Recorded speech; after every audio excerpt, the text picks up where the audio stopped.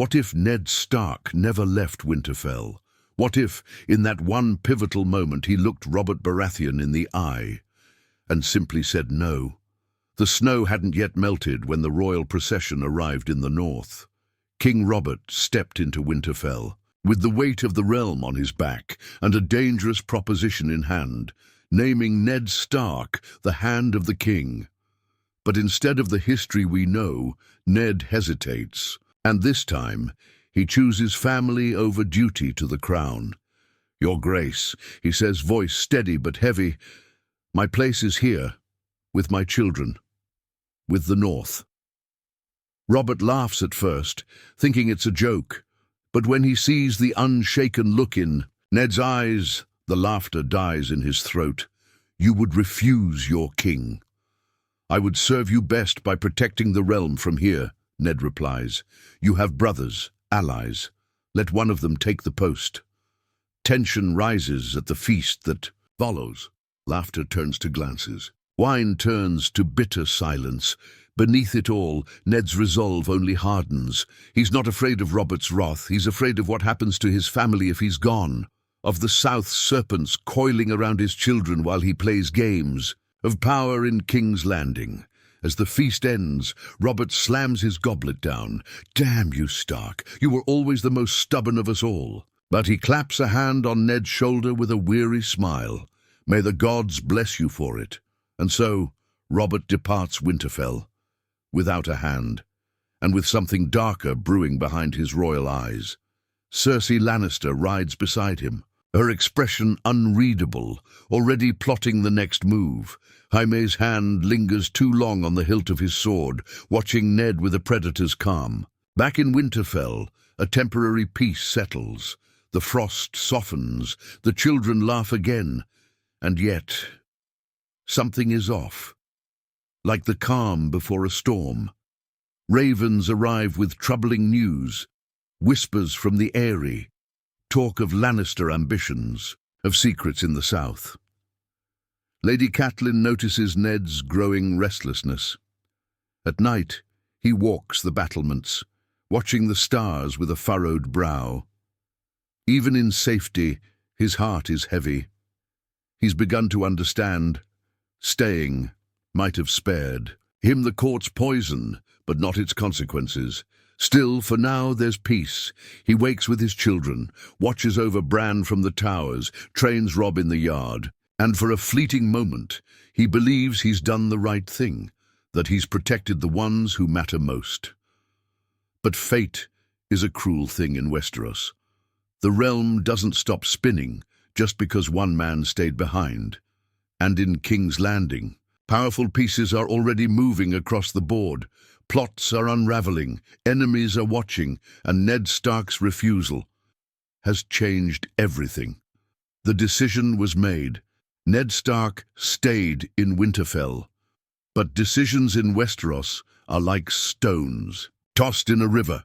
They ripple, twist, and crash into shores far beyond what the thrower ever sees. In the capital, King Robert Baratheon returns without a hand, and the court is already murmuring. The small council sees it as a slight, a rebellion in miniature. Varys smiles, Littlefinger watches, and Grand Maester Pycelle strokes his beard. A little longer than usual, only Renly speaks up, defending his brother's old friend. But even his voice is thin in the shadows that now gather around the Iron Throne.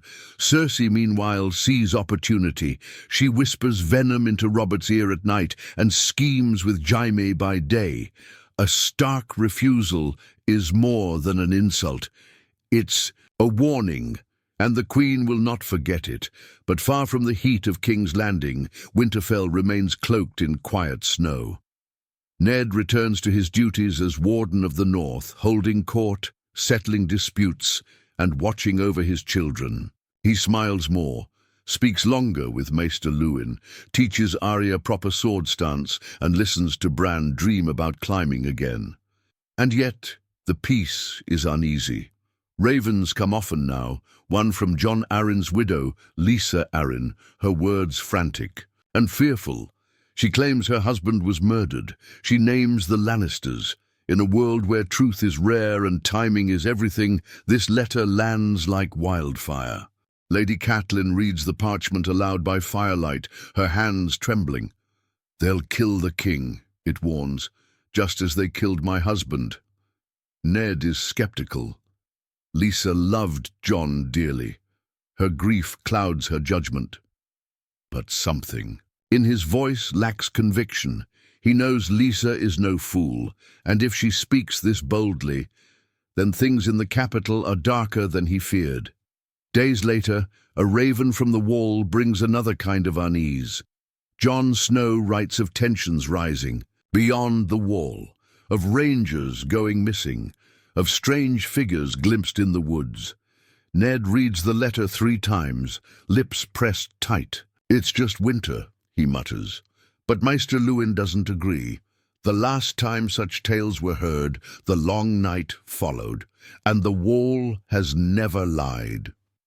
As if to echo those words, the first real storm of the season rolls through. Winterfell, winds howl, doors rattle, and somewhere in the castle Bran climbs where he shouldn't, but unlike the world we knew, there is no Jaime Lannister to push him. There is no tower fall, no shattered spine. The timeline has shifted. Instead, something else happens, quieter but just as dangerous. One night, Robb returns from the woods with dire news. The ancient heart tree in the Godswood has been vandalized. Deep claw marks scar the weirwood's red bark, and strange symbols, burned black into the snow, surround it. "Wolves didn't do this," Robb says. "Something else did. The guards double at night. The children sleep with knives beneath their pillows. Even Hodor seems more alert, but no enemy shows itself. Winterfell is not under attack yet." Meanwhile, in the Riverlands, a fire breaks out at a Tully outpost. Word travels slowly, but the message is clear.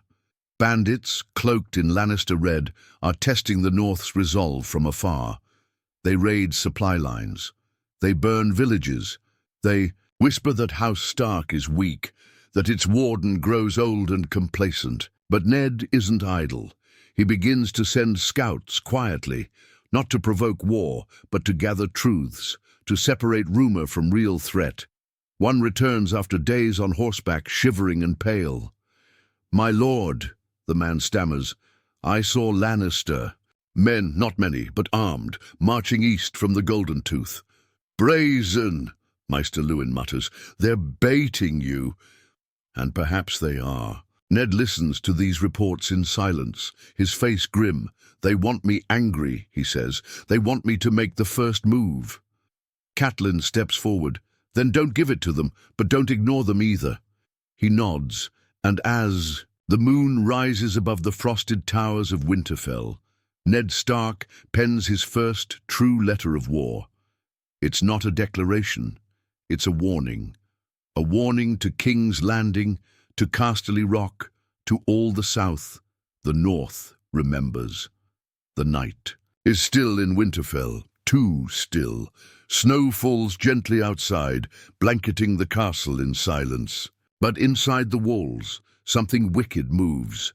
Bran Stark lies in bed, his small chest rising and falling in sleep. No fall, no shattered spine. But rest has not returned his brightness, not since he found the scarred heart tree. He's been quiet, distant, as if listening to something far away, and then it happens. A shadow slips through the hallways, a figure cloaked in black. He moves with practiced steps, silent as snowfall. In his hand, a dagger. Unmistakable. Valyrian steel, with a dragonbone hilt. The blade of nobility, not bandits, not sellswords. This is the weapon of someone who matters.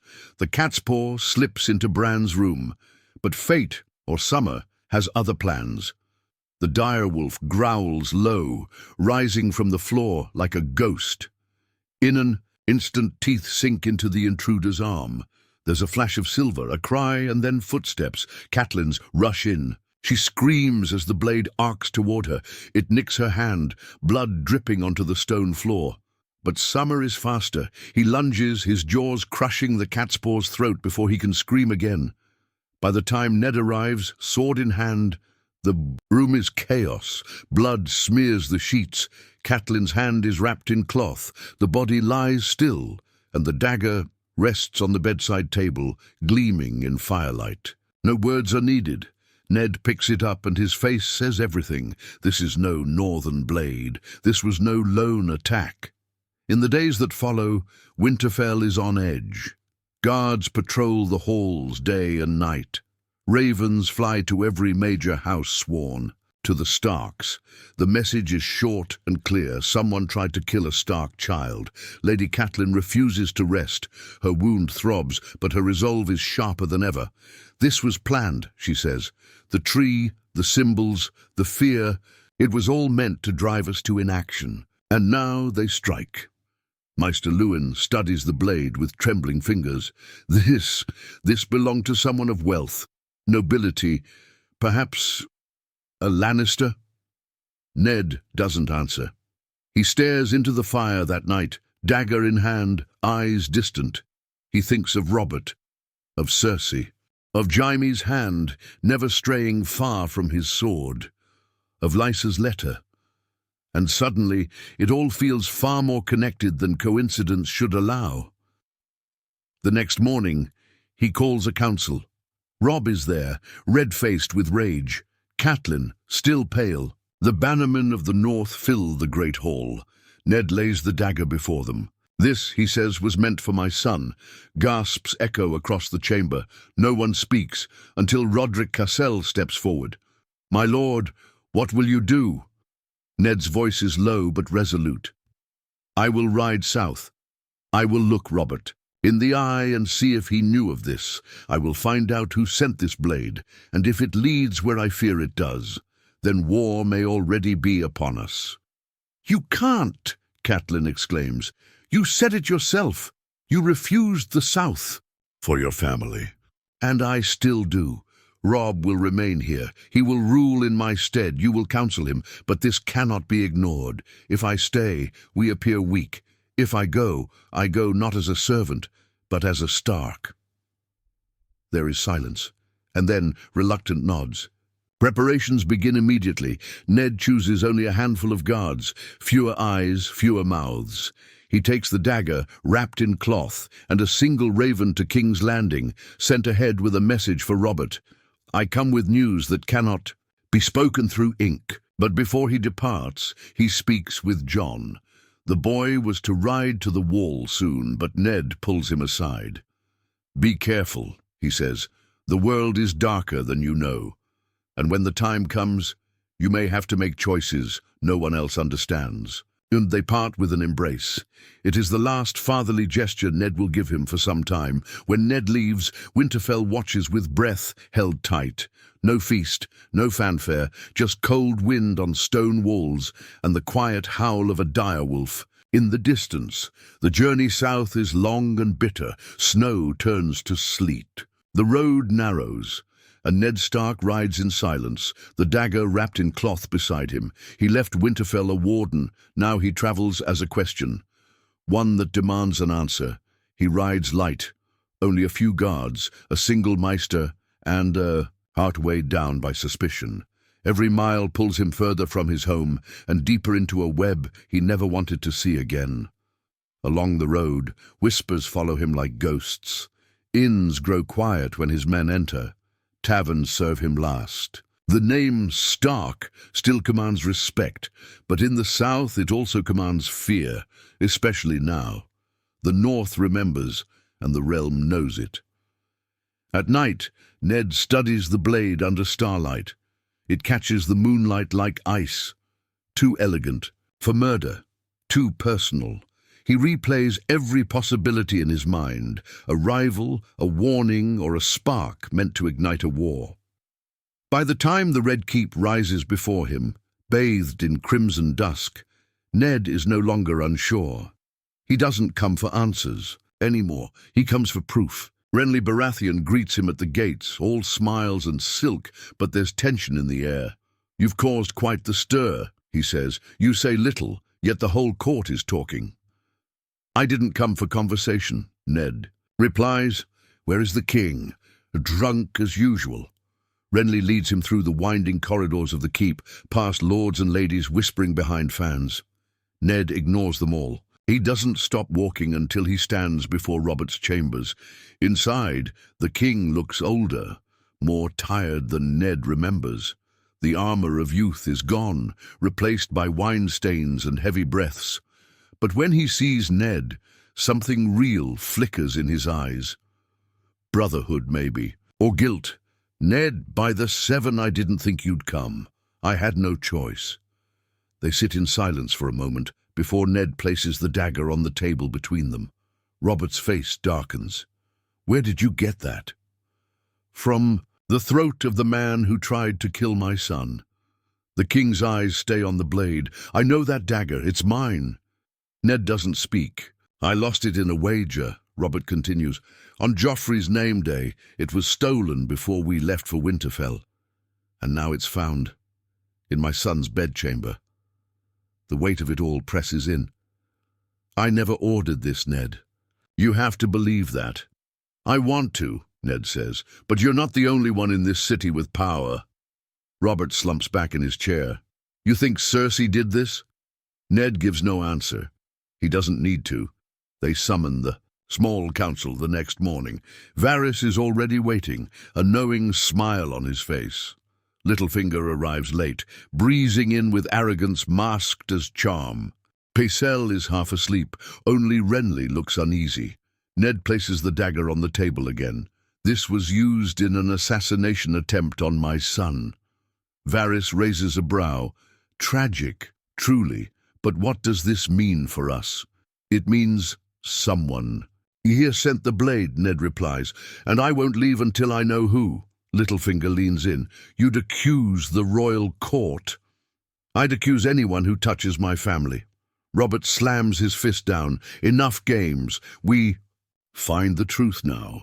Renly suggests questioning everyone who travelled north. Varys nods.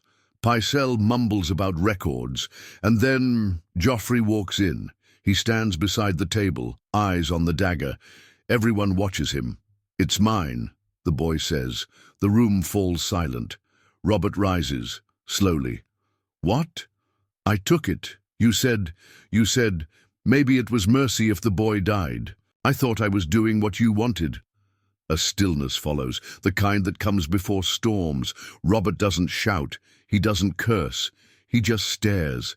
For a moment he seems carved of stone. Then, with a voice lower than a whisper, he says, You shame me. The fallout is swift and brutal. Cersei bursts in, fury in her eyes. She defends Joffrey, deflects blame, and threatens outrage. Ned watches her, calm, calculating, dangerous. He sees it now. She knew, maybe even planned it, but Robert isn't backing down, not this time. I won't have a murderer on my throne, he growls. You'll disown your own son. I'll do what I must. They argue, scream. Guards shuffle awkwardly, unsure who to follow. And in the corner, Ned sees Littlefinger smile. Later, as tensions calm, Renly pulls Ned aside. What happens now? Robert must decide, Ned replies.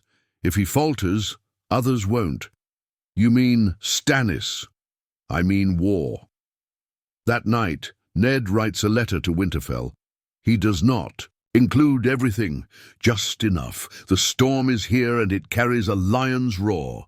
The Red Keep has known many scandals, many whispers. But this is different. A prince has confessed to attempted murder.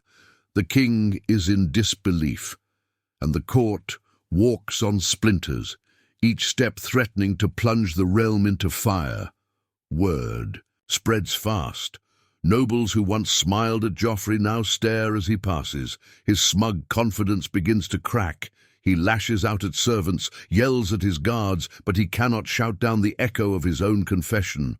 Behind closed doors, the royal family fractures. Robert drinks more, he curses more. His fury simmers beneath every breath. For all his battles and bravado, nothing prepared him for the shame of raising a would-be killer. And worse, one who thought he was following orders. Joffrey paces his chambers, face pale, eyes wild. He always said Stark children were wolves, dangerous. He said mercy could be strength. Robert may have spoken carelessly, Cersei hisses, but you acted with stupidity. You said we should never show weakness. I said we, not you, you little fool. You've shown more than weakness. You've exposed us. Meanwhile, Ned walks the halls of the keep like a man carrying thunder. Wherever he passes, conversations. Die. Guards straighten. Even the stone seems colder. He does not yet shout for war, but war already hears his footsteps. He meets Robert again, this time alone. The fire crackles as the king drinks in silence, the dagger beside him like a ghost that won't leave. I should send him away, Robert mutters. Exile him. To the wall.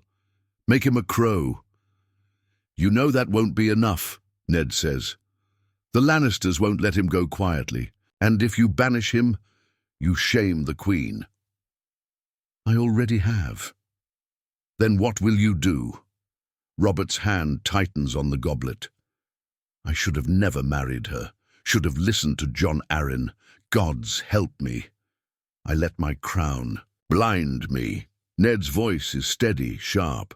You still have a chance to make it right, but you must act before they do. That very evening, a raven leaves the Red Keep bound for Casterly Rock. In the dead of night, Jaime Lannister rides out from the gates with a small escort. Where he's going, no one says. But Varys hears, and Ned hears from Varys. The Queen is moving. The game has begun. The next morning, Robert calls for his son. Joffrey walks into the throne room, guarded not by Kingsguard, but by his mother's hand-picked retainers.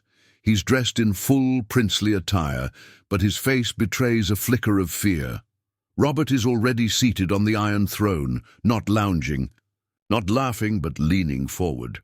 He looks more king than he has in years. You stand accused, Robert says, voice cold, of attempting to murder a noble child of House Stark, my oldest and truest ally. Joffrey's voice wavers. I thought I was protecting the realm. Robert cuts him off. Do you think murder protects the realm? Do you think using my dagger, my blade, to kill a sleeping boy is courage? Silence.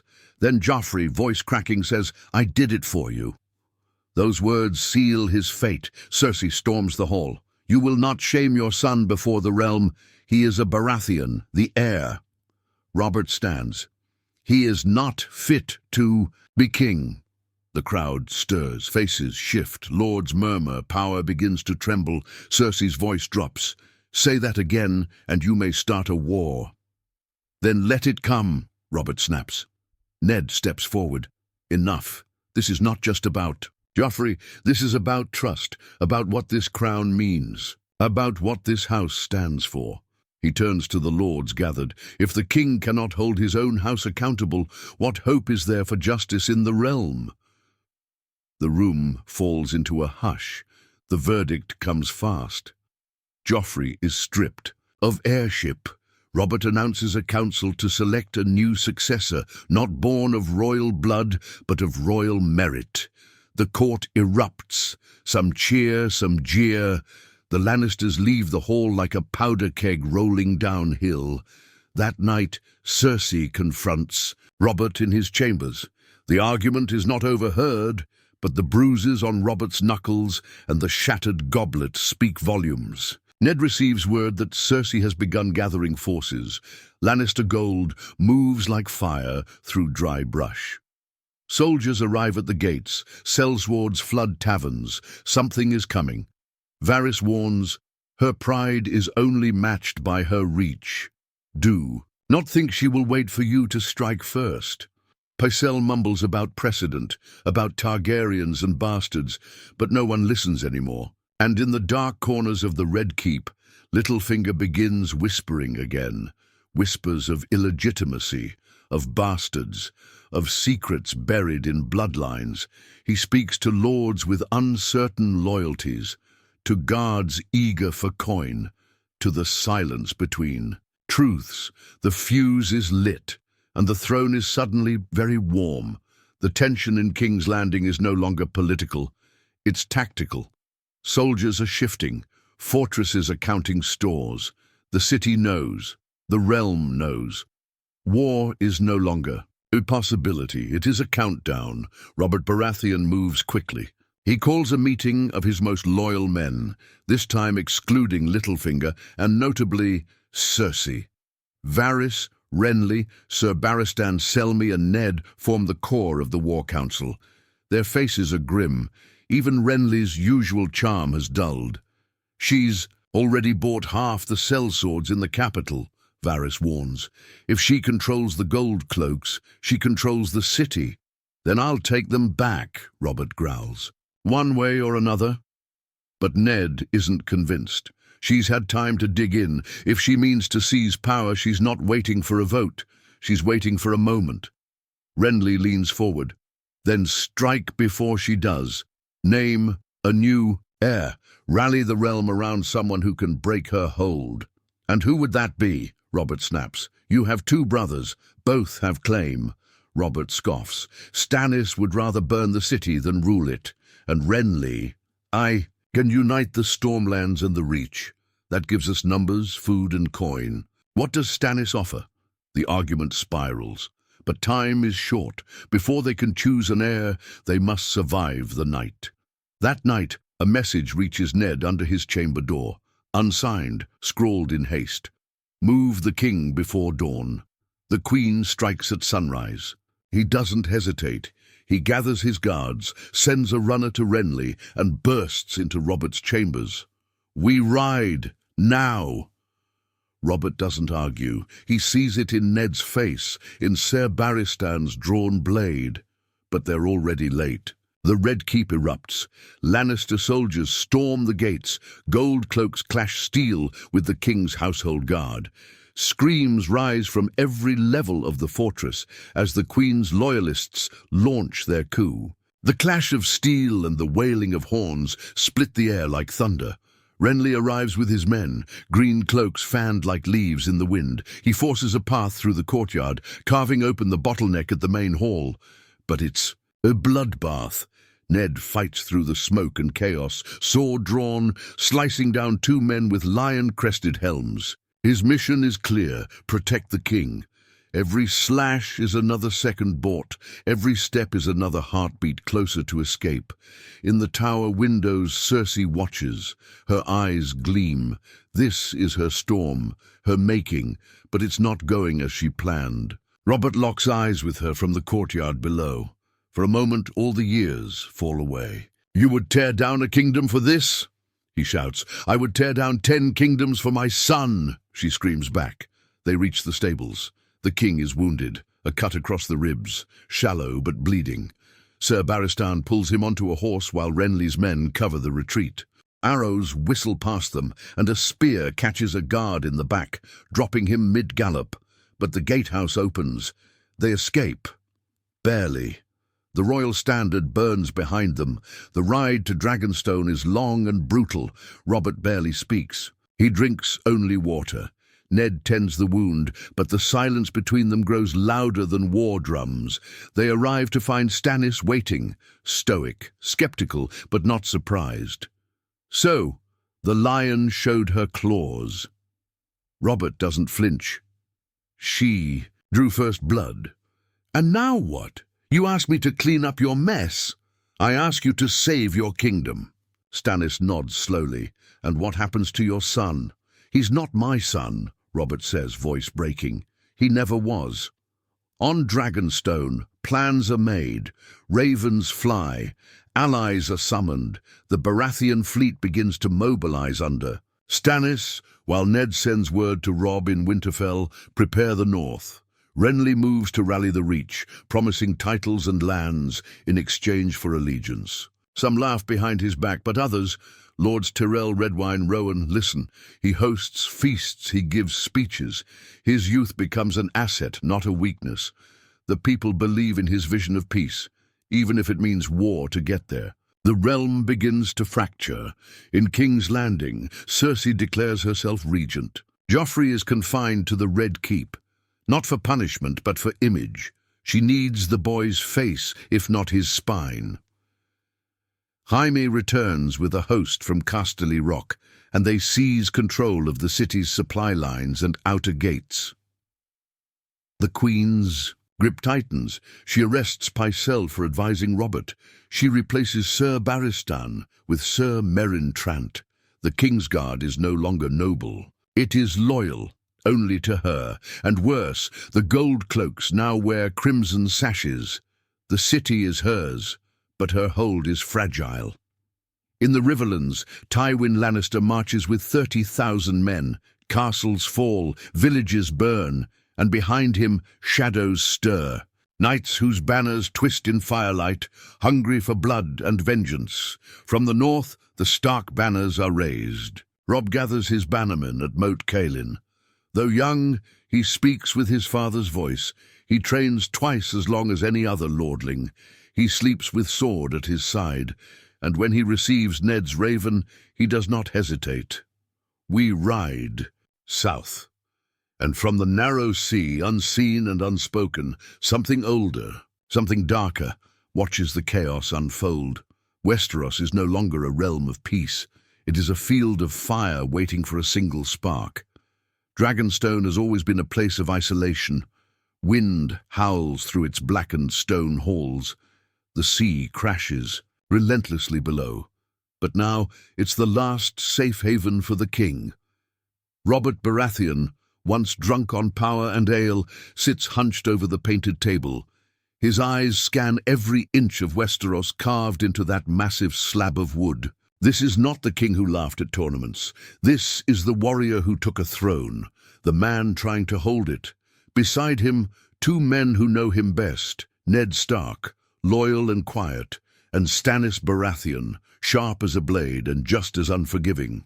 We don't have time for guilt, Stannis snaps. While we sit here, Cersei secures the capital. Tywin marches. Joffrey still breathes. Robert sighs, rubbing his temples. I'm not sending assassins after a boy. Then you don't deserve the throne, Stannis fires back, because she'll send blades after yours. Ned's voice cuts through. No more blood, not like that. If this war is to mean anything, we can't let it become what we claim to fight. The room falls quiet. The only sound is the sea smashing the rocks below. Outside, Dragonstone begins to stir. Ships are prepared, ravens sent. A fleet, once neglected, now carries the hopes of half a realm. Stannis takes command of logistics with ruthless efficiency. Supplies are counted, crews assigned. Even the captains fear his precision more than the enemy. He drills men by moonlight. No excuses. No delays. This war will be won by discipline or not at all. Robert watches this in silence, arms folded as his brother barks orders. You know he hates me, Robert mutters to Ned. He loves the realm. More, Ned replies. That will be enough. Letters arrive like waves. One from Renly. He's gained the support of several minor lords and believes Highgarden will back him if Robert names him heir. Robert doesn't trust it. He smiles too easily, he mutters. Makes it easy to forget how sharp his teeth. And another raven arrives from the Vale. Lisa refuses to commit, citing fear and neutrality.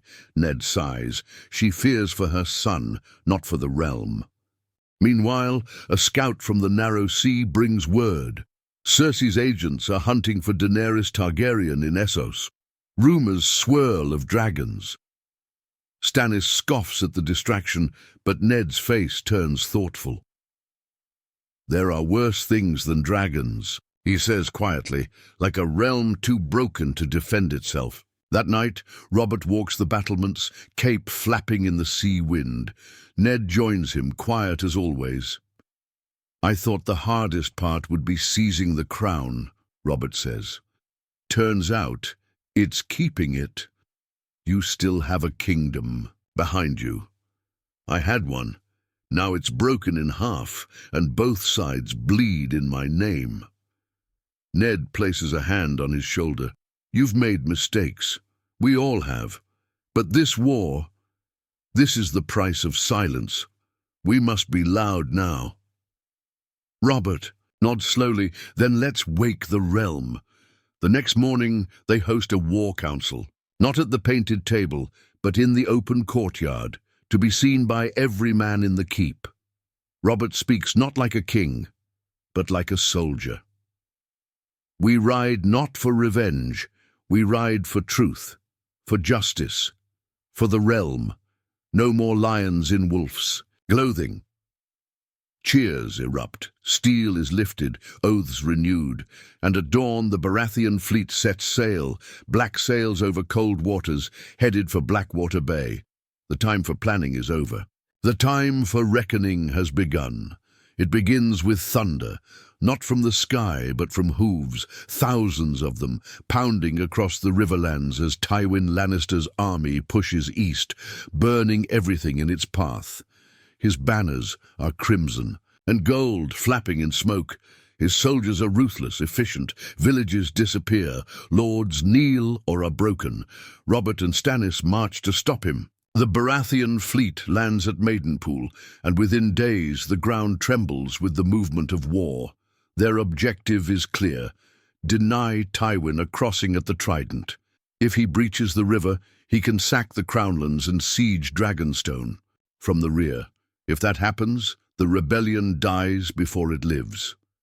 Ned leads the vanguard, his northern troops hard-eyed and eager. They wear grey and black and ride with wolves on their shields. Their eyes say what their words don't. The North remembers. The two armies meet near Fairmarket. It's not a siege, it's a reckoning. Rain falls lightly as Robert stands at the centre of his host, warhammer in hand. Beside him, Sir Barristan, armour gleaming despite the mud. Behind them, thousands of Baratheon men, Stormlanders and Dragonstone sailors turned soldiers. Ned joins him soaked and grim.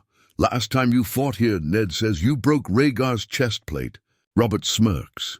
Maybe I'll break Tywin's skull to match. The horns sound, the banners drop, the battle of the Trident begins. It's chaos. Lannister archers open first, a storm of arrows blotting the sky. Baratheon shields rise like waves. Then the infantry crashes. Metal, bone, fury. Robert charges through the front lines like a battering ram, warhammer swinging. Each blow is a roar. Every enemy he crushes becomes a rallying cry. "Storm's End!" he bellows as he brings down another. Stannis holds the left flank. His formation's tight, precision, discipline. He doesn't inspire cheers, he just doesn't fall. But the tide turns when Sir Gregor Clegane, the Mountain, cuts through the centre with brute force, threatening to split the Baratheon line. Until Ned intercepts him. Steel clashes, sparks fly. The wolf and the beast dance in blood and mud. Ned doesn't beat him, but he holds him, long enough for Robert's riders to crash through the side. Elsewhere, Sir Barristan duels Sir Amory. Lorch, their blades flashing silver in the haze. Each duel tells its own tale, a dozen battles within the larger storm. The Trident runs red, then horns again. From the north, a second army appears, Stark and Tully banners flying. Robb Stark, leading the charge, his direwolf Grey Wind at his side. He slams into the Lannister rear with devastating speed. What was a battle becomes a rout. The Lannister line collapses. Tywin's men break and run. The Trident is held. In the aftermath, the battlefield is smoke and silence. Robert finds Ned. Amidst the carnage, his cloak soaked in blood, not all of it his. "You always know when to send help," Robert says. Ned nods. "And you always know how to swing a hammer." They look to Robb, blooded but alive, already seen by many as a prince in everything but name. Lords murmur his name with respect. Young soldiers follow his command without question. Robert nods toward the boy. "He might save us all yet." That night, fires burn along the banks of the Trident. The dead are honoured, the wounded are tended, and around every flame men whisper the same word: victory. But even in triumph, Ned Stark looks to the stars with unease. Victory today, war tomorrow, the realm bleeds still. The gates of King's Landing are tall, ancient, once built to keep invaders out. Now they cage a lion. Cersei Lannister rules. Behind those walls, or tries to, her allies dwindle, her gold cloaks grow restless. Her hold on the throne depends not on loyalty, but on fear, and fear has a short memory. Outside the city, 3 armies close in. From the south, Renly's host of Reach Knights, banners green and gold. From the east, Stannis marches grimly, siege, towers in tow. From the north, the wolves arrive, Robb Stark and the northern host, fresh from victory on the Trident, and Robert Baratheon leads them all.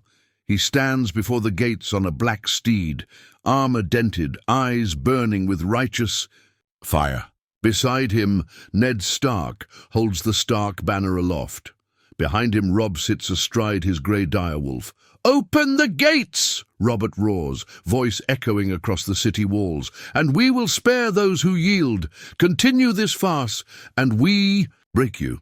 No answer. Inside the Red Keep, Cersei watches from the tower. Her crown glitters, her jaw clenches. "Burn them," she whispers. Sir Mandon Moore pales. "Your Grace, let them taste fire. I'd rather see them all dead than lose." But Pycelle, old frail, steps forward. "My queen, the wildfire reserves. They're too close. If one jar lights the wrong way, you'll take the city with you." "I said burn them," Cersei screams. And then a tremble. But not from wildfire, from within. The doors of the throne room burst open. Ser Barristan enters, sword drawn. "You will not dishonor this crown," he declares, "not today." Around him, gold cloaks, half of them, maybe more. Cersei backs away. "You swore to protect the throne." "I did, but not the madness that stains it." Outside, the siege begins. Stannis' towers roll forward. Barrels of pitch crash against the walls, ignited by flaming arrows. The Reach catapults launch boulders that shake the very foundations. Robb's archers pick off defenders on the battlements. But the gates hold, until Robert charges. He rides ahead, warhammer in hand, and strikes the outer gate like a storm. Behind him, the Baratheon army roars. Then a rumble, not from siege engines. The gates creak, then open. The gold cloaks, half of them, turn on their commanders. Blades flash. Chaos erupts inside the walls. The city is theirs. What follows is not celebration. It's blood. The streets run red as loyalists and rebels clash. Fires spread through Flea Bottom. Screams echo from the Sept of Baelor to the Black Cells. But Robert never enters the city. He sends Ned instead. Ned rides through the burning streets, flanked by Northern and Reach guards. The people cheer him, throw flowers, cry his name, but he doesn't smile. He knows what waits at the top. Inside the throne room, Cersei sits defiant, crown tilted. Behind her, Joffrey, silent for once. His sword lies on the floor. Ser Barristan stands beside them, sword lowered. "It's done," Ned says. Cersei's eyes glisten, not with tears, but fury. "You think this ends with me?" "I think it ends now," Ned replies. Joffrey finally speaks, voice trembling. "Am I to die?" "No," Ned answers, "but you will never rule." Later, Robert enters the throne room. He looks at the Iron Throne, the seat he fought a war for, bled for, lost friends for. "I never wanted this chair," he mutters. Ned walks beside him. "Then maybe it's time to choose who does." In the days that follow, the city begins to breathe again. The bells toll, not in mourning, but in change. Joffrey is sent to the Wall, escorted by Ser Barristan and a host of silent men. Cersei is confined to the Sept of Baelor, stripped of title, and to be judged by a great council. The realm shudders, but it does not break. Robert does not take the throne again. He names a regency, Ned Stark as Lord Protector, Renly as Master of Laws, and Stannis as Commander of the Crown's armies. Let the realm decide, Robert says, this time with truth. The Iron Throne sits empty, but the Seven Kingdoms may yet stand. The Iron Throne stands empty, cold, silent. For the first time in living memory, it waits, not for conquest, not for inheritance, but for choice. The Great Council is called. From Dawn to the Eyrie, from the Neck to the Stormlands, the lords of Westeros gather in King's Landing, not with swords, but with voices. The war is over. The rebuilding has begun. Robert Baratheon does not attend. He remains at Storm's End, tending wounds not just of the body, but of pride, of guilt. He sends no demands, only one letter, sealed. In black wax, let the realm decide its king. I will not wear a crown made from broken men. The council is fierce. Some back Stannis, rightful by law, respected for discipline. Others rally behind Renly, charming, generous, popular. A few even whisper Robb Stark's name, though he rebuffs them all. I am Warden of the North, he says, not ruler of the South. It is Ned Stark who commands the room, not with ambition but with honesty. He speaks of justice, of mercy, of truth over fear. And in the end, it is not a Baratheon who wins the throne. It is a council. A new system is born. A great council of 9, with rotating leadership to avoid the rot of unchecked power. The Iron Throne remains, but as a symbol, no longer a seat of singular rule. Each region keeps its warden, its lord, and its customs. It is not perfect, but it is peace. Ned Stark returns to Winterfell. He declines the title of High Chancellor, offered to him. I have ruled enough, he says. Let others speak now. I will listen. Catelyn welcomes him with eyes that speak volumes. Bran runs again. Arya trains harder. Jon Snow writes from the wall. He has found purpose in the cold. Robb sits beside his father in council for the first time, older now in spirit than in years. The South will watch us, Ned says. Let them see what strength without cruelty looks like. In King's Landing, the Red Keep is repaired, but never restored to its former grandeur. The new council chamber replaces the throne room. Where once men fought to sit, now they must rise to speak. Renly becomes Warden of the South, a title he wears like silk. He hosts feasts, but he also funds orphanages, hospitals, schools. His jest masks a deeper purpose. Stannis becomes commander of the royal fleet, rebuilding the navy from Dragonstone. He does not smile, but the fleet moves like clockwork under his rule. Varys disappears quietly. Littlefinger does not. He is stripped of title, lands, and coin. The last anyone sees of him is on a ship sailing east. Cersei is brought before the council. Her trial is long, her defense is loud. But her fate is merciful. Exile to Old Town under guard, with no title, no wealth, and no children left to protect. She says nothing as she leaves, only glares. Joffrey remains at the wall, silent and shadowed. Some say he never speaks again. Others say he carves faces into the trees. No one ever dares bring him back. The final voice of the story belongs to Samwell Tarly, now a master in training at the Citadel. He writes of the war, of a kingdom nearly lost and painfully saved, of how peace came not with fire or fury, but with listening. In the last scene, a child runs through the Godswood in Winterfell. She wears no crown, no sigil, just laughter in her voice and snow in her hair. She climbs the tree, looks to the sky. The North remembers, and the realm, reforged, reimagined, endures.